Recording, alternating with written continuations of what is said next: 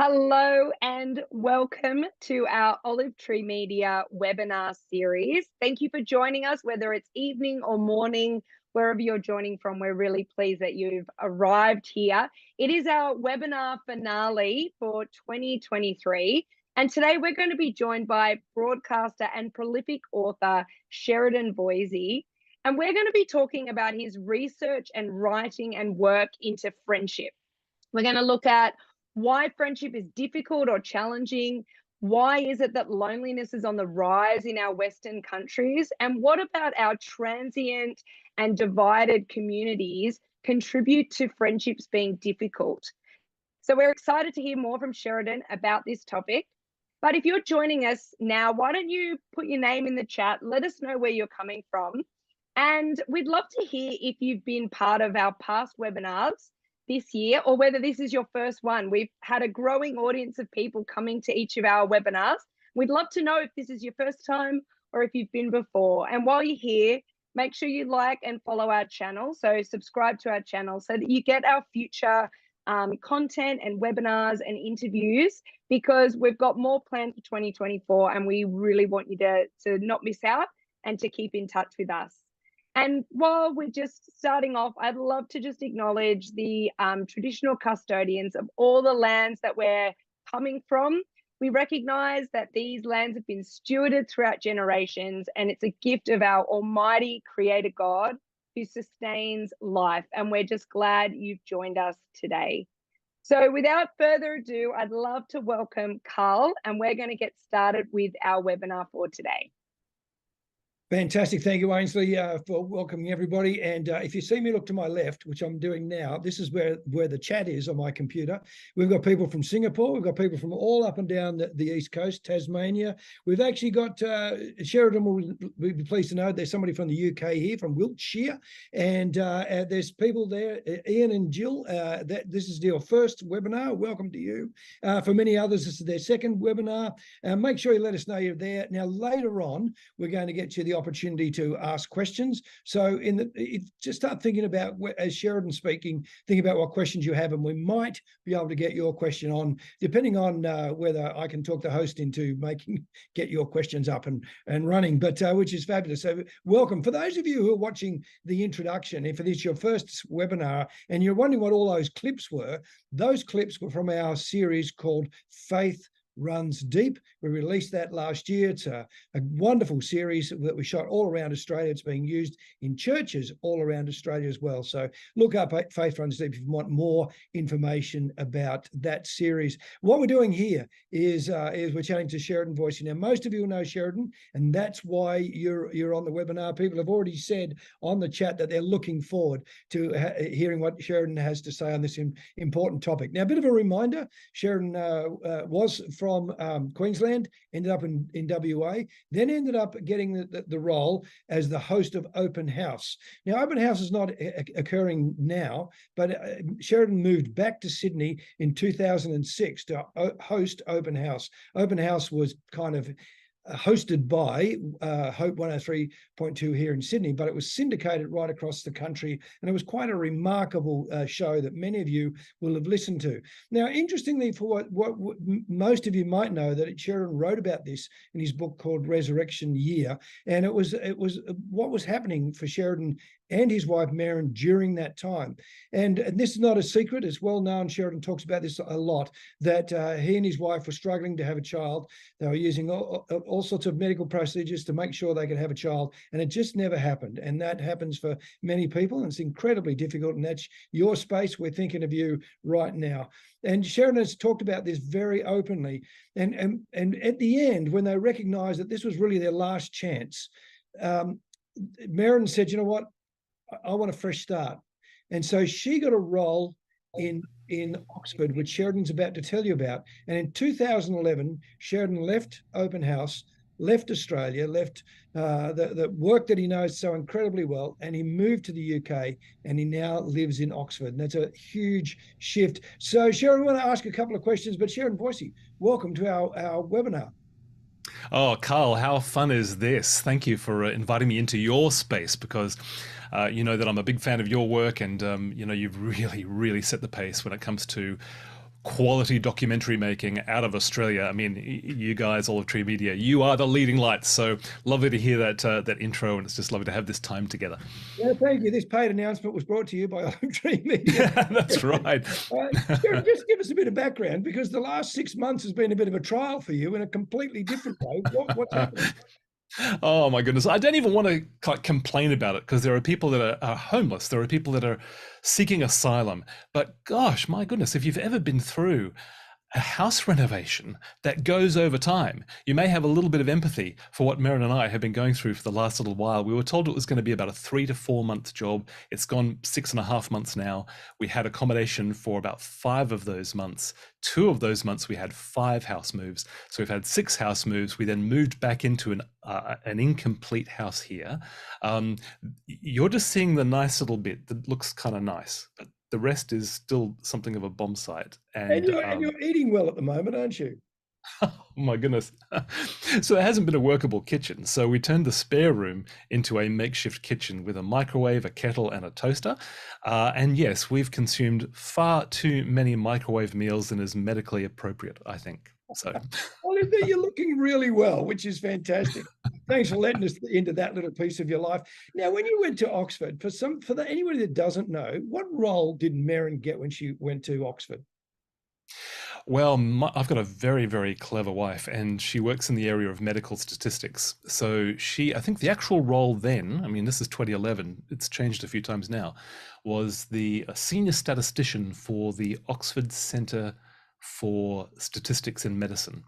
And then she moved on to a couple of other roles, but basically her job is to crunch the numbers on, used to be drugs, it's now vaccines, to see if they actually do us good or harm, whether they work, whether they don't work, and ultimately, we never hear about the statistician's role in the medical world. They are fundamental to us being able to live well. Without those statisticians crunching those numbers to work out whether this works or not, then we wouldn't have something as simple as ibuprofen. So yeah. Interestingly, fly the flag for the statisticians. She got a little award last year. What was that? Tell us about her. Just award. a little award, yeah. So, well, there's this little thing called a pandemic. I don't know if you remember. Started in 2020, and spread across the world, I hear. And then everybody was quickly in the race to try and find a vaccine for what we now know as COVID-19. Well, Merrin ultimately ended up being the lead statistician on the Oxford AstraZeneca COVID-19 vaccine. She was the one who worked out that it actually worked. She came up with a 70% success rate with her and a colleague. And it went from her to her boss, from her boss to Chris Whitty, who is the head of health for the whole of the UK, and then from there to the Prime Minister. That we then had this workable vaccine that actually helped to protect us. As a result of that, yes, at first there was a whole bunch of things actually. She got invited to an afternoon tea at Buckingham Palace with somebody who was then known as Prince Charles. And then earlier this year, she got invited to the coronation. And yes, last year she was named as Australian of the Year in the UK. Slightly different, but related to the Australian of the Year, but Australian of the Year in the UK. Isn't that very proud? Remarkable, and when you're thinking about how sad you both were, and that she would have been over the last couple of years and not been able to have the child that you wanted, and yet this is just a remarkable thing. And like all of us, Sheridan, we married above our station. Absolutely, very much so. It's really good, Merrin's one of the best people to review my writing, because she's just really logical. She'd be able to work out, no, I think you've lost it there. I'm not following it there. What do you mean by that? So absolutely. Yeah. Hey, so we wanted to get on to the subject of today, and I want to go into it in 2 ways. One is a conversation or a training that you had when you were seeking to adopt a child. But I want to go back before we get to that little conversation. What was it like for you turning up in the UK after all of your friendships, basically around Australia, and then finding you and Merrin just there on your own? Like, how was that? How did friendship fit into that for you? Yeah. Yeah, I mean, I've lived in 5 major cities in 2 countries now. So when it comes to this whole topic of friendship, one of the big barriers, as we'll probably explore, is the fact is something as simple as relocation. So I felt that when we relocate here, you start again. And in fact, I started again professionally in many ways because people didn't know. Some people did, but most people didn't know of the work that I'd done in Australia. So you start professionally and you start again relationally as well. So, and this is where, you just have to thank God for the local church, because out of all of those different places that we've been, that has been our starting point. And we've got something in common with the people who are going to meet on that Sunday morning. We've got a meeting place. We come weekly to meet the same people. There might be small groups. We can then get to know people in a deeper way that way. Then we kind of pair off and we start to have, coffees together and things. All of that at the very sociological level is just a great entry point to be able to be making new friendships. But it takes time. And so, while we went into a wonderfully friendly church who had just embraced us and opened doors for us and just invited us into their life and into their work, the very nature of friendship means it takes time. And so, yeah, it was very much not a case of starting again, because I did maintain contact with my closest friends in Australia. I think that's important. We can pick up on that, and if somebody wants to throw that into the comments and you want to explore that in the Q&A in terms of how you do that, we can explore that. But yeah, you've got to be intentional.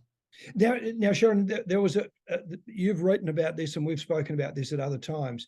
That training that you had, and a particular question that somebody asked all of those participants in the training you were a part of, not giving, but you were a part of. What was that? Well, you mentioned moving to Sydney in 2006 to start the open house program. So this conversation that you're referencing happened probably somewhere around 2008. So Maren and I are kind of right in the middle of what was a 10-year journey to try and have a family. And at that stage, we were looking at fostering and adoption.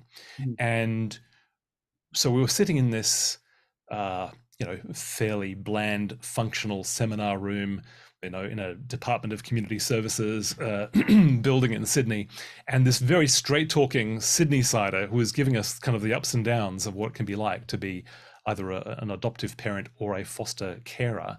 And she was saying, look, it's wonderful. But at the same time, there are great challenges. These children come from very disruptive backgrounds. What are you going to do when the little girl that you've adopted won't hug you because of her security issues? What are you going to do with the little boy who you're fostering and he's punching holes in your wall because of his pent-up anger? What are you going to do? You're going to need a support network around you. You're going to need people you can turn to at any time of the day or night. And then here's the question. She said, who can you call at 2 a.m. when everything has gone wrong? And Karl, I remember sitting there with my pen, above the workbook, not sure whose name I could write in. Yeah. So we'd been in Sydney. Yeah. I was going to say, like, everybody on this chat would be asking themselves the same question. I mean, I remember my wife Jane and I talked about this after we'd heard you talk about that question when we chatted about it once before, and she actually said, "I think that bar's too high." But it's a very, very good question. I mean, because it's that whole who can you call when at a time when you really shouldn't call. And so, did you have an answer? Look, I did. So the three answers I did have. I had three very close friends, but they were all in different cities. So yes, I was there in Sydney. One was in Perth. Two were in Brisbane. One was in Newcastle, actually. So all of these were a fair way away from where I was. So yes, I could call them, but in terms of actually being around the corner, where both they could help me in a time of need and I could help them, that was a different thing. Yeah. So. Okay, the bar might be set high. I'm just going to address that one. I'm going to set the bar high, but that bar needs to be set high so that we can reach higher, because we can explore the whole of this whole seminar if you want on this. We have set our bar too low when it comes to friendship. We've misunderstood what friendship is, and for some of us, we actually haven't given any kind of intentional time into friendship. And that's really where I was in 2008. I'd been in Sydney 2 years, and I had not been intentional about building local friendships because I'd been too busy. Wow. I mean, challenging thought for all of us. certainly for me. Sheridan, you have then moved on to the Friendship Lab, and that actually came out of a significant birthday, apparently. We don't ask you. Well, We don't want you to divulge that you turned 30, but just moving that's on to right. what was it that Crisis moment. I've turned 30. what happened? Yeah, What so was the it was birthday? 2019, and yes, a significant birthday was approaching, in a couple of years' time. And so I went away on a day's prayer retreat. So I have these kind of day prayer retreats, try and have them 3 times a year. In general, it happens once to twice a year. But again, set the bar high, you will get somewhere. And so I was on this prayer retreat and really seeking God. Okay, what do I do? The last 10 years have been very unexpectedly blessed. The first couple of years of moving here in 2011 were very, very difficult. Publishers didn't want to publish me because I was an unknown quantity. Radio stations, who was Sheridan? Why would they employ somebody who was from Australia, didn't know the UK ins and outs for their whole lifetime? So writing, speaking, broadcasting, the 3 things that I'd done all of these 20 odd years were then very much on the kind of question mark.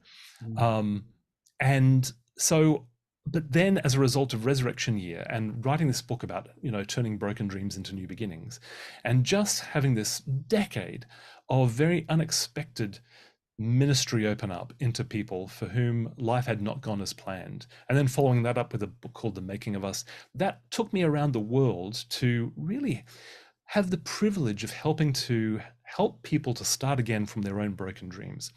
So I was praying, okay, this has been wonderful. Do I keep on going with that? Or is there something else for the next season of life? By the end of that day, I really had this notion of friendship very, very heavily on my mind and heart. And, Karl, I thought, okay, well, I'll do just what I normally do. I get a topic like that, I'll go and research it, I'll write a book about it, then I'll do radio on it, and I'll do speaking on it, do seminars, whatever it might be. So for the next 12 months, I went and did my research on friendship, found that actually it's been a much neglected topic even in the sciences. That's changing, but it has been for the last 50 years, really. Started to do that research, had some big wins. BBC Radio 2, who I contribute to in The Breakfast Show here in the UK, Europe's largest broadcaster, 14 million listeners a week, 8 of them in The Breakfast Show. I was able to get the whole station to dedicate a whole week to friendship. They called it Friendship Season. Now, you just don't walk up to the ABC in Australia or the BBC, numerous times as large, and just say, hey, here's an idea, and have the whole station take it on. That was a bit of a win. I'm on the right track. I read an article for the Times newspaper. That got a bit of traction. I'm on the right track. By the end of that year, I realized something was wrong. It felt like there was a handbrake on that whole project. And I was trying to work out, why is the handbrake on this project? Went away for another prayer retreat. And as a result of that prayer retreat, really felt God say to me, in my mind, in my heart, you're thinking too small. You've been thinking about writing a book on friendship and then you've been asking me then how we can get the book out, how it can get readers. What about if you were to focus instead, Sheridan, not on the book, but on the 25% of the adult public, and that actually is not just a UK figure, that's an Australian figure as well, and roughly an American figure as well, 25% of adults who have no close friends. What if you were to focus on trying to bring that down? What would that mean? What would that take? And I realized, well, a book just wouldn't cut it. It would actually require a whole heap of other things. So that's where the very beginning of what is now a nonprofit called Friendship Lab began. I mean, 25% is a remarkable number. And as you say, I mean, writing a book is a tough gig. Getting people to buy it and read it, and that's hard. But gee, trying to shift the dial on the whole community, 25% of needy people, that's a huge vision. So we're here looking to help. How did you feel like you were going to do that?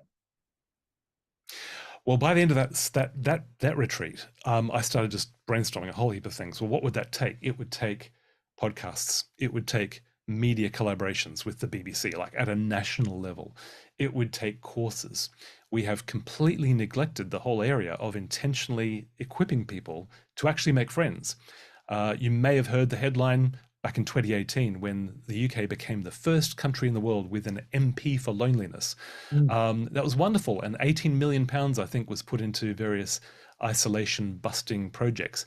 But they all seem to me to be at stage one. It's all very much about trying to get people out of their homes, getting helplines set up and those kinds of things. We need all of those and more, but nobody seemed to be really focusing on, well, how do we help the individual to then go and be proactive and intentional about reaching out to other people and working with the problems that happen with friendship as well. So there need to be courses, arts collaborations, whole heap of things. Yes, there would be a book, but it'd probably be fourth or fifth cab off the rank. So that's where the thinking went. And my goodness, Karl, sometimes there are days that I have and I think, just go back to writing a book, Sheridan, it'd be so much easier. But some wonderful things are opening up. They really are. You did some research, 1,000 respondents.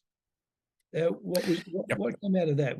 Because what you're trying to do is discover what the problem is. I mean, you could say, the problem is you don't have enough friends that you can ring at 2 o'clock in the morning, but that seems to be, that's not quite the problem. You can almost say that that's the symptom. What did you discover about friendship? Yep. 1,100 respondents at the beginning of the year. We did that, and some interesting things came out of that. Let's talk about barriers. What are the most kind of common barriers to friendship? It's not social skills. Sometimes we might think, oh, well, so-and-so, they're not very good at making friends because they've got very bad social skills. Absolutely, there are people like that, and maybe that's us as well. Generally, that's a small percentage. The biggest barrier to making friends is busyness. My business and the friend's business, so that we struggle to get time together. So that's the first thing we need to deal with. What's the second one? Mobility. Moving 5 major cities over 2 countries, Sheridan. You're not going to help yourself if you keep on doing that. Third one is confidence. And it actually is, how do we empower people to have some kind of social confidence that they can feel, I'm not going to be messing this up right from the outset. So there's a whole bunch of things we can do there. What was really interesting out of the research was a couple of things. Number one, the number of people that said, I want to know, how do I know that they like me back? And that was a really interesting phrase. It came from a variety of different people. How do I know that they like me back? Which is this reciprocity issue. How do I know? I might be continuing to invite this person out for coffee or whatever, but maybe it's not coming back. Maybe they're not inviting me out. How do I know when they actually like me back? The other one was to do with friendships drifting or breaking. The majority of friendships, when things go wrong, they don't break, they drift. And it's generally because of a lack of contact. We just kind of lose touch. Things get busy. Life gets busy. We just kind of drift. But then when it came to the breaks, the relationships that actually broke down, I asked a question, how many of those people had intentionally tried to sort the problem out, or at least raise the problem to discuss it? About 70% said no, they hadn't. So that's in the other area too, is we need to really learn how to make have some difficult conversations in a way that doesn't become too onerous, that doesn't become too difficult, that doesn't raise more problems, but we can just have these difficult conversations when maybe you said something that I'm just really struggling to forget. Can I just say and we need to. It's an interesting point, that, because if you're married, like if you're in an engaged relationship, a serious relationship, a marriage, then when something goes wrong like that, you feel like you have to have that conversation, like that's because there's almost, what's the word I could use? It's almost like a contract you have in the relationship that says you really need to sort it out. When it's a good friend, that's sort of different, isn't it? Because it's a bit like, you feel awkward, but it almost feels awkward to try and do something about it. Do you think that's why 70% of people feel that they don't have those conversations? Very much a part of that. Absolutely. Yeah. I mean, you're touching on something that's just fundamental to friendship. It's unlike any other friendship, any other relationship. In a marriage, well, even before you get to marriage, when you're going out, you come to a moment where you define the relationship. You make it very clear, I'm with you, and we're an item now. We're now dating. Then there comes a time where you get engaged. What happens after the engagement? You announce it to everybody. What happens then after that? There is a wedding. You invite all your friends, people, come along, workmates. You make some public commitments in front of all of them that you are now a not just a committed couple, you're actually now a legal couple. You actually do sign a contract. So all of that happens with a workplace relationship. When I go to work at a workplace, I sign a contract that I'm now a worker, working for a boss, working for this purpose. So if there's some sort of relationship problem there, it's really good to be able to try and work out how to do that so we can continue to work well together. Friendship by its very nature is a relationship of freedom. We don't have any signed contracts. We don't make any formal commitments in front of everybody, which is both its strength and its great weakness, because then when it comes to difficulties, too many of us then just cut the line and drift. Wow. I mean, there's already a comment on the chat saying out here, helping people be intentional on friendships. And we're going to talk about that a little bit further. Let me just comment on the difference between my wife, Jane, who you know, and myself. Whereas, we have this conversation all the time where we talk about, we should catch up with so-and-so. And she's a bit reticent. And if we're making new friends, and I'll be like, how lucky are they? They get to spend time with us. And she's like, I know this says a lot more about me than my wife. And she's like, let's unpack that. Lie back on the couch, Karl. I'm going to ask you some questions now. She's like, look, I mean, they already have friends. Why would they want more friends like me? And it's just it's a very interesting way of looking at friendship. That notion that, I don't want to foist myself onto someone who doesn't want me even as a friend. And that's really complicated. It's sort of difficult to kind of toy with almost. Yeah, right. So that confidence level too. And I mean, for a start, friendship is never foistering. So it's always invitational. So you're inviting somebody into your life. And then what you're hoping for is that reciprocity develops. So it's not just a case you're always doing the inviting, but actually they go, yeah, Karl's right. What a gift it is to have these people in our lives. We're going to invite them over for dinner. That's what you're looking for. So that's another key aspect of friendship, by the way. It's a free relationship, but it's also a mutual relationship. I can be friendly towards you. You can be friendly towards me. But unless one of us reciprocates, then we don't yet have a friendship. And this is really important, particularly, I think, talking to folks who are lovely, kind-hearted, wonderful, Christian-souled people, where we are so keen, and we have to be, let's continue to be, people who reach out to other people, who reach out to the lonely and the lost. Let's continue to do that. That is our calling. But that's not friendship. Whenever we are reaching out to somebody else, we are doing agape love, that great Greek word for self-sacrificial love. Let's do that. That is the love that we saw evidenced on the cross. But there is also such a thing as philia love, and that is reciprocal, where then that is reciprocated, and then we come into an equal mutual relationship called friendship. Let me come back to that. And I should say that whenever we do make friends, people appreciate the gift of my wife's friendship and put up with me. See, that's there how we go.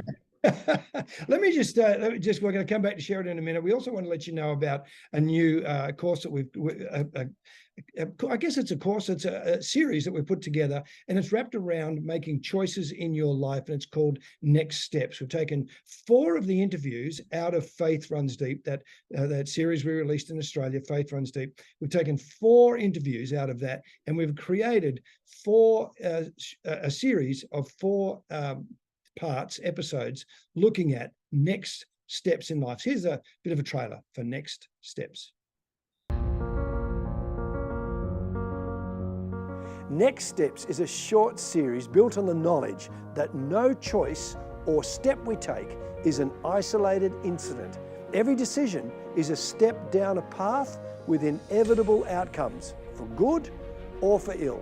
The question for all of us is, where are our choices taking us? This 4-week series will look at the stories of 4 people, from an Australian Olympian to an ex-drug dealer, a mum who looks after troubled teenagers, and a successful businessman. Each of these people will tell some of their story and the choices they made. Yeah, I went to church with my new friend Lisa, and I heard the gospel. I heard about Jesus. I decided that this is what I wanted to live for. I wanted to live for Jesus. I asked God to forgive me, asked Jesus into my heart, and in the instant I started weeping and crying. And it was like, you know what, I became that little boy again that just wanted that father. It's like my Father in heaven came down and just said, son, it's all going to be all right. We were offering an opportunity for people to be baptised, and we had some young people who were keen, and Dad quietly said, yeah, I want to do that. We sat down and he pulled out this little testimony he'd written, and yeah, it was just profound. You know, God had done it.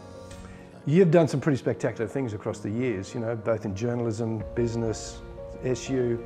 Baptising your dad must be up there. It was up there, particularly my son was in the tub with me too, so doesn't get any better than that. That season was ending and we needed to walk into this one, which was very frightening because we walked into an unpaid missionary role with no security long term of how we would even exist. We packed up a nice 3-bedroom house with a pool and gave away a lot of our stuff to move into an accommodation service alongside homeless people. This series will challenge viewers on their next step of faith. Where do they stand with Jesus? Why are they following?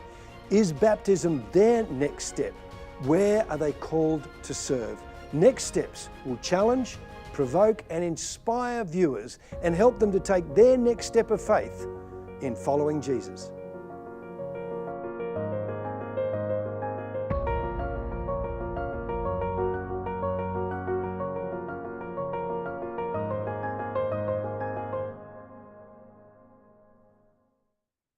So Next Steps is available on our platform, and if you go to olivetreemedia.com.au, go to that platform and you can get a copy of Next Steps and use it for people, especially for those who are in churches that have believers baptism, adult or believers baptism. One of the episodes, it points towards people to be baptized. It's about making the next faithful step in life. We're right now, though, we're chatting to Sheridan Voysey about steps of friendship. And Sheridan, just before we went to the clip for Next Steps, you mentioned about philia love as a biblical term rather than the agape love, which is where we're giving to someone, which is serving people in need, which is great. What's the difference with philia love? Yeah. Before we do that, my dog wants to come and say hello.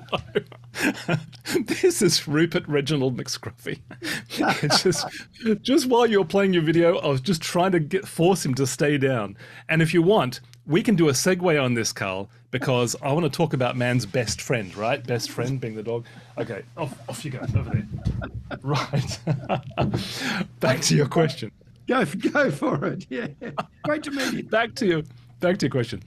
Agape is self-sacrificial love that does not seek in the outset to have a return for what you do. So you are loving somebody without seeking any kind of return. You are giving to them, not wanting them to then, pay you back in some kind of way. It is beautiful. It's the beautiful love that we see on the cross where, while we were yet sinners, Christ died for us.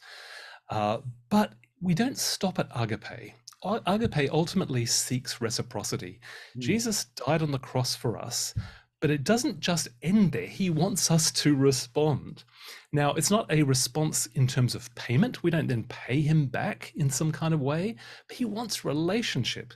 And this is where then we move, I think, towards philia. So philia is a mutual relationship where it is both give and take, and it's mutual support, it's mutual encouragement, mutual listening, mutual sharing, mutual talking, where there is mutual trust built.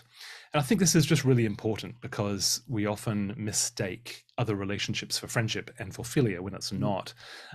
So speaking to a very successful businessman who had then retired, and he said, all these years I thought I had friends, but now I'm retired, I realize I only ever had colleagues. So these were just people that we were just working together because, we had to. It wasn't mutual.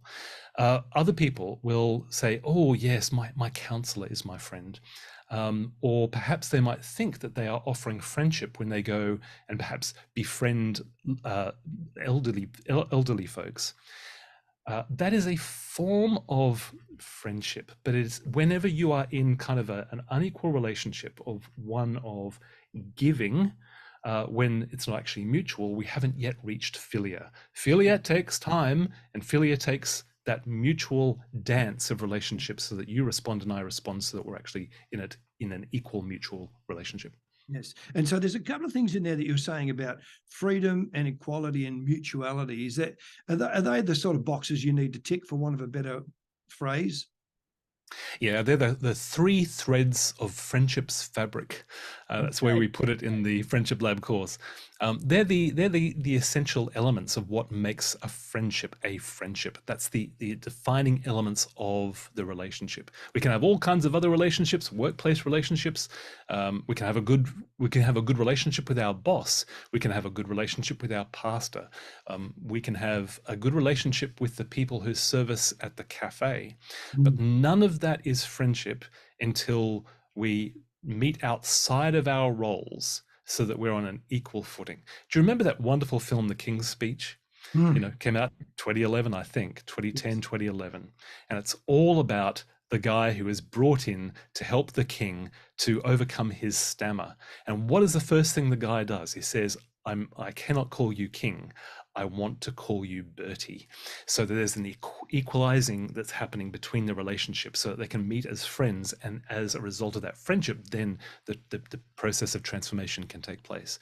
So that's what we're aiming for. All of those relationships can become friendship, but they can't stay in their roles. A question without notice. Who are the people that find it hardest to build those mutual friendships, do you think? Who do we find it hard? Well, I mean, the research says that there's two figures we can pull here. One is the loneliness figures that we hear from so many different sources at the moment. Loneliness and friendlessness, the measure is slightly different, but they are, of course, overlapping. So we know that there's a 16 to 24 kind of spike of loneliness. So young people at the moment, Gen Z, are finding it very, very difficult for a variety of reasons. Smartphones are a part of that, not the only reason for that, but that's a part of it. And we find it's a little bit easier when it comes to loneliness, then it starts to get a little bit more difficult when you kind of get into your 60s from that point on. When it comes to friendlessness, we know that there's a spike around 16 to 24 as well. But we also know that from the age of 35, it becomes a lot more difficult. The golden age for friendship is when you're in university and you don't have any other commitments. You generally have a similar timetable. You can meet on the same kind of location, the same campus. You've got time for coffees. You've got time for all of those things that make a friendship happen. After that, you might move away for work. So then you're moving away. You might actually find a life partner and get married. That also then means you've got less time available for friends. You might start having children. Oh my goodness, all my parents will tell me it becomes very difficult from that point on. And then after that, you just keep on moving. You might have moved to another place or whatever. So all of us struggle. There are certain peaks and certain age groups in which it becomes more difficult because of the amount of other commitments we take on in life. Yeah. Sheridan, just comment on the whole, because most of the people, I think probably all the people who are with us on this webinar would probably be a part of a church of some description. And the pastoral role, the pastoral leadership, minister or pastor, what are the unique kind of challenges around that role, both friendship with someone who's in a church leadership role and even for them and their friends? Yeah, this is a great question, a great area to explore. Some research was done a few years ago by a psychologist at Fuller University, and he found that pastors had about 30%. We always keep on coming back to this 25%, 30% of the population, the adult population, who wrestle with this. That pastors wrestled as well, that they had 30% of them had diminished inner friendship circles and overly stretched outer friendship circles when you get out to the acquaintance, etc. Kind of moving out from acquaintance, then to casual friend, friend, closest friends. The inner ones were diminished, the outer ones were overly large because of the nature of their role. It's a people-based role, and the very nature of the pastoral role is you're dealing with people. So what happens is all your people energy, even if you're an extrovert and you've got a lot more people energy, it gets spent out here. And so there's little energy left for those people in here. So it's really important that pastors are able to ring fence time and energy. It's not just time, energy as well for those really close mutual friendships where you can take the pastor's hat off and you can just relate 1-to-1 or 1-to-2, just as Sheridan or Karl or whatever your name is. So that's really important. It's tricky when it comes to the pastor having friends within the church.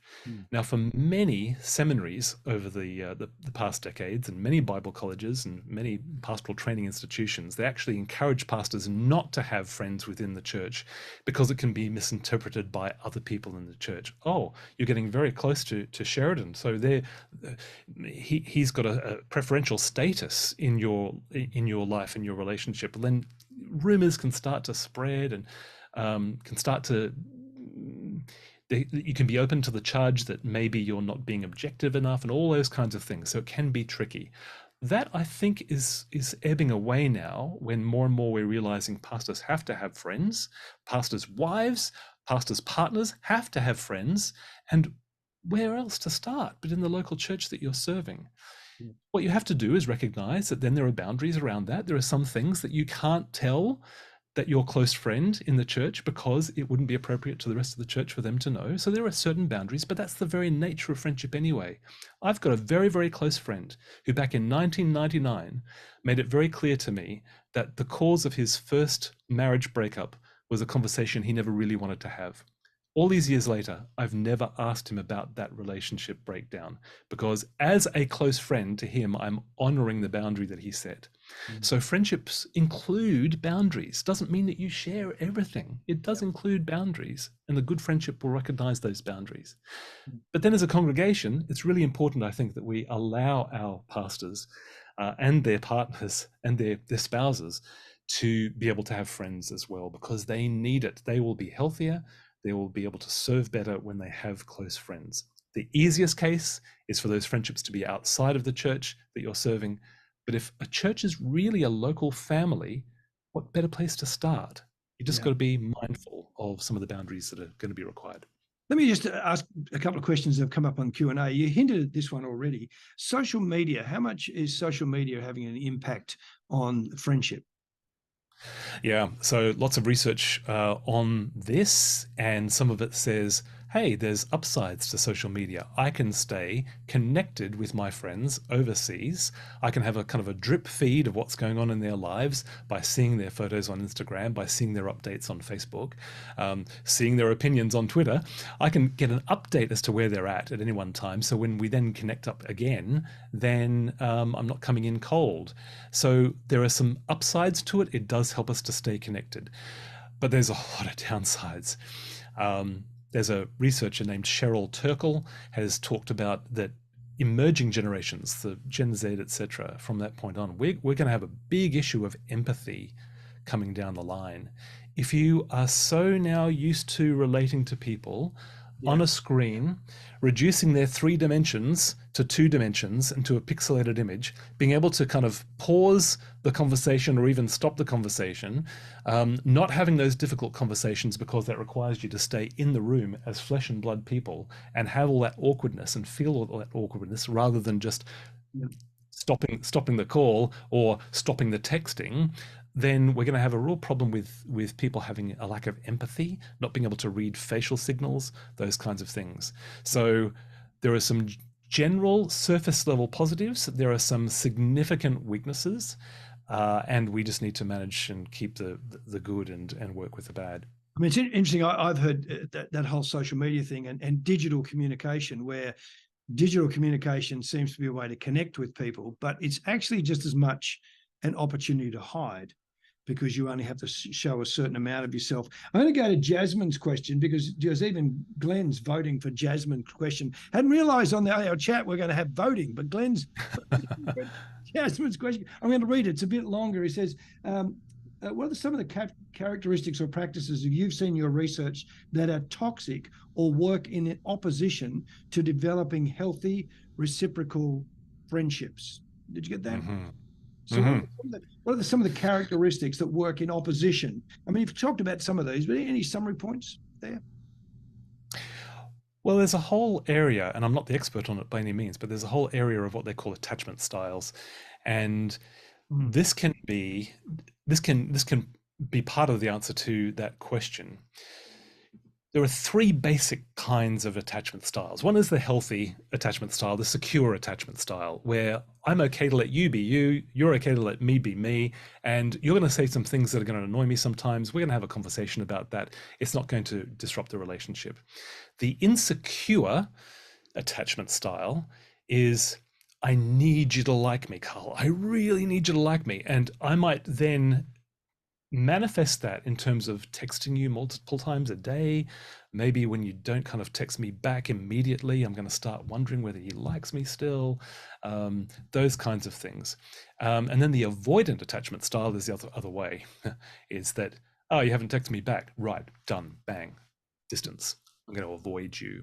Sure. So that can be a start of an answer. That's a whole kind of seminar in itself. But if we could kind of spin it around into what are the positives, because then we can work out what the negatives are. But, since we're, speaking in the context of faith here, the wonderful Galatians 5 list of the fruit of the Spirit: love, joy, peace, patience, kindness, goodness, long-suffering, self-control. All of those are the bedrock virtues of friendship. So reverse those, and then you'll find what are the toxic behaviors that will dismantle a friendship. Yeah. And look, but surely part of it in that, what I quite liked about that first point about a healthy connection is that the notion that you don't have to agree on everything. You don't have to like every opinion. And in fact, that a good friendship will be demonstrated by the fact that you'll disagree and still be friends. Right. And there's something in that that's kind of difficult. If you disagree on everything, it's probably best you're not actually friends. But if you agree on absolutely everything, you're probably not being honest. So somewhere in there's that ability to spend time with people and disagree and still be friends. And that's how we grow. Yeah. When there is a conversation where I have a conversation with my friend DJ, perhaps, or Jason, and and they're talking about something, I go, oh, I'm not too sure I see it that way. And so we then talk about why I don't see it that way. Oh, but the problem with your position is that then there's this and this and this and this and this. Oh, yeah, that's a good point. Yeah, but what about this? And what happens? We learn, we grow. And this is part of the real problem with the polarization that we're having right now in society, and the lack of civility that we're having right now in society, is that we're just kind of ripping ourselves apart, and we're demanding that you must agree with me, otherwise, you're not a true ally with my cause. We're 25% of friendlessness, right? Well, we're just going to see that go up to 30% fairly soon, because we're approaching people that way. No, we've got to make space for differences of opinion, because I may well have it wrong because you are seeing something that I don't see, and vice versa. And it's how we grow as we talk those things through. Yeah. What about Peter Heath? You've been very honest, but Peter's saying, has your research helped in your own friendships? So in your friendships, in doing all this research and the work in the Friendship Lab, if you were to say one or two things that have changed for you. Yeah. So every week I do quite a bit of research, and I look at some of the research that is coming through, the papers, etc. And I scribble myself little notes. I'm very old school when it comes to this. Yes, I do use Evernote. Yes, I do have digital ways of storing information, but I'm actually really big on journaling and big on writing myself notes. Okay. Wonderful documentary about a African-American artist named Faith Ringgold, and she has this moving portrait where she has done, it's called Between Friends, and it's an African-American woman in the room with a white woman, and she has the palpable tension between the two. The interesting background to this was the fact that this was two supposed friends who were coming together in the 60s around the whole area of civil rights, and for African Americans to be able to have that equality in society. And so here were allies in the same room, and yet there was tension between them. That gets me thinking and reflecting beyond just the tokenistic approaches. Oh yes, we need to be friends across different races. We need to be friends across different political opinions. Sheridan, how do you really make this happen? How do you really make this work? I don't have the answers to that. But I am pushed every week to reflect more and more about how do I make friendships happen? How do I make friendships happen with different ethnicities? The majority of my friendships are of other white folks? How do I really have that mutual friendships with other people of other races? I do have them, I do, but I can take them deeper. How do I do that? Yeah. And yeah. all of the often complexities, natural complexities, when we have different worldviews, maybe different languages, we explore things and approach the world slightly differently. How do we manage that? How do we grow from that?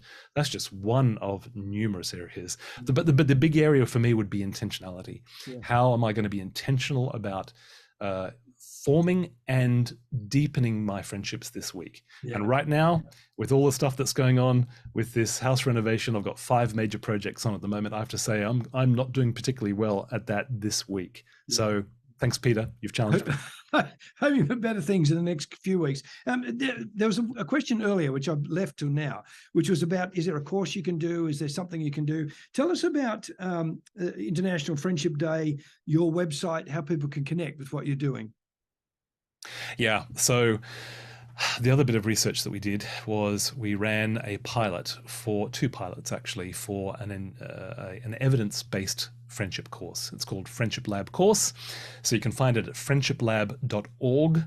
And that was wonderful. We had 80 participants from 4 or 5 different countries, a part of that online. And then we also had an in-room group here in Oxford, a variety of different economic backgrounds, a variety of different cultural backgrounds, and really looking through 6 sessions on some of these key aspects of friendship. How do we do it? And then that's currently then being worked through with an anthropologist, and Amanda Berlan from the University of Leicester went and interviewed 20 people who were part of that pilot before and after the course to work out whether it actually worked. And the good news is that the initial results are very, very encouraging indeed, to the point where Amanda actually said she saw a countenance difference in people's faces pre and post course, and people being able to form and deepen adult friendships. So at the moment, what we're now doing is building all the infrastructure for the charity, and then the next step to do is to film that professionally, and then we will launch on International Friendship Day next year, which is July 30th. So yes, come and sign up for that, because wonderful things are in store, and that is really going to be the bedrock offering that we as Friendship Lab offer, plus all the media collaborations and things like that we're going to do. So make sure you sign up for that and log in when that comes around, July next year. Throwing in the ability to approach conflict and disagreement, that's really affected our ability to sort of retain friends, that we've lost the ability to handle conflict? Oh, really has, because we've just kind of, especially at the moment, I think we're probably almost hypersensitive to anything that we might disagree about, I think. But let me give you 3 tips on that. Yep. Set up, meet up, and follow up. Have those 3 themes in mind when it comes to having a difficult conversation with your friend. Often we just jump into the meetup and think, oh, next time I meet up, I've got to raise that difficult issue, you know, what he said, what she said, what they didn't say, what she didn't say, when she didn't turn up for me, all of that kind of stuff. No, there's a step before that can really make this a little bit easier. Do a setup. So it might be something along the lines, I'm going to use a fictitious name here, Dave. Dave, there's something I really just want to raise with you. I'm wondering whether I could just grab 15 minutes of your time. How are you doing for Tuesday afternoon? You're free on Tuesday afternoon? And so Dave calls back and says, yeah, okay, Tuesday afternoon, yeah, let's catch up. So you've set up something. Now, depending on the severity of the issue, you might want to give some flags and just say, I really value this friendship, and there's just something that's been on my mind that I just kind of feel like I need to talk through. And so then you can have that set up. Now, generally, you're going to leave that to the second stage, which is the meetup. So I get on the Zoom call, or I have the coffee with Dave, and I start by affirming our relationship. I start by saying, I want to raise this because I really value you and I really value our friendship. Do you remember that time 2 weeks ago, and we were in the pub and we were just having this joke, and then you mentioned this? I haven't been able to let it go, and I'm wondering if we could talk about that. And I was wondering whether I could share with you why I actually found that a little bit difficult to hear. So what you've done is you've set it up, so you're not just going in cold, you're meeting for a purpose, and then you're affirming the friendship first off, then you're raising it, then you are asking them to give their perspective. Tell me what you were thinking when you, oh mate, it was just a joke. It's just a joke. Okay, so you didn't really mean anything by it. No, I really didn't. I can understand that. You have a conversation about it. So then you say how maybe you felt about that, what was said. And you go back and forward to the point where you can get to the stage where it's all aired. Then the follow-up is you go home, Dave goes home, and that night you text. And if it's been positive, you say, thanks, mate. I really appreciated being able to talk that through. I really appreciate you. Yeah. If it didn't go well, you can still follow up and say, Dave, thanks for meeting up today. I know we still probably don't see things eye to eye, but I really appreciate the time you've taken. Yeah. That will mitigate so much of that 70% of people who just don't have those conversations. Sharon, this has been fantastic. We're just at the end of our time. Thank you for everybody on the chat. We appreciate Andrew having a conversation with his hairdresser. She's in her late 20s. I'm in my 60s, and we're discussing euthanasia. Good job, Andrew. There's a whole bunch of other comments. Thank you from a counsellor. Huge fan of attachment theory. Sheridan, this has been incredibly helpful. And the point about doing this for an hour is that there's so much more. So make sure for all of you, go on to the website there, Friendship Lab, and stay in touch with what Sheridan's doing. I'm about to wrap up in a minute, but Sheridan, thank you for your time. Thanks for being with us. It's been fantastic. Looking forward to, I'm going to see you, Sheridan, next year, and looking forward to it already. So thank you, Sheridan, for being with us. Oh, mate, and vice versa. Love all the work that you're doing at Olive Tree Media. And friends, there are some good things coming down the line from Olive Tree. So, you just keep listening.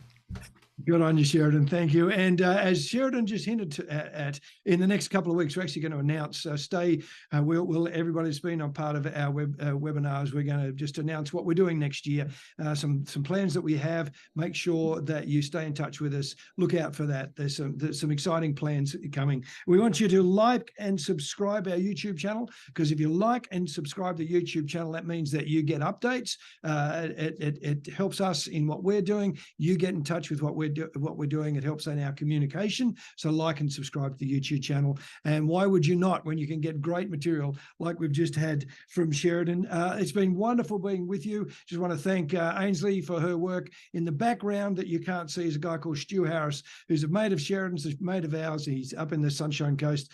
For him and his wife, Jeanette, whose birthday it is today. Happy birthday, Jeanette. And she's actually on the chat as well. So send Jeanette a happy birthday on the chat. And so thanks, Stu. Mia and Jane are also part of our team here in the studio here, making it all happen. We pray, trust, and believe you're going to have a Merry Christmas. And we're looking forward to the year ahead in doing more ministry through Olive Tree Media to help impact our world with the gospel of Jesus Christ and help you in your walk with Christ. So God bless. We're going to see you next time. Next Steps is a short series built on the knowledge that no choice or step we take is an isolated incident. Every decision is a step down a path with inevitable outcomes, for good or for ill. The question for all of us is, where are our choices taking us? This 4-week series will look at the stories of 4 people, from an Australian Olympian to an ex-drug dealer, a mum who looks after troubled teenagers, and a successful businessman. Each of these people will tell some of their story and the choices they made. Yeah, I went to church with my new friend Lisa, and I heard the gospel. I heard about Jesus. I decided that this is what I wanted to live for. I wanted to live for Jesus. Asked God to forgive me, asked Jesus into my heart, and in the instant I started weeping and crying. And it was like, I became that little boy again that just wanted that father. It's like my Father in heaven came down and just said, son, it's all going to be all right. We were offering an opportunity for people to be baptised, and we had some young people who were keen, and Dad quietly said, yeah, I want to do that. We sat down and he pulled out this little testimony he'd written, and it was just profound. God had done it. You've done some pretty spectacular things across the years, both in journalism, business, SU. Baptising your dad must be up there. It was up there. Particularly my son was in the tub with me too. So doesn't get any better than that. That season was ending and we needed to walk into this one. which was very frightening because we walked into an unpaid missionary role with no security long term of how we would even exist. We packed up a nice 3-bedroom house with a pool and gave away a lot of our stuff to move into an accommodation service alongside homeless people. This series will challenge viewers on their next step of faith. Where do they stand with Jesus? Why are they following? Is baptism their next step? Where are they called to serve? Next Steps will challenge, provoke and inspire viewers and help them to take their next step of faith in following Jesus.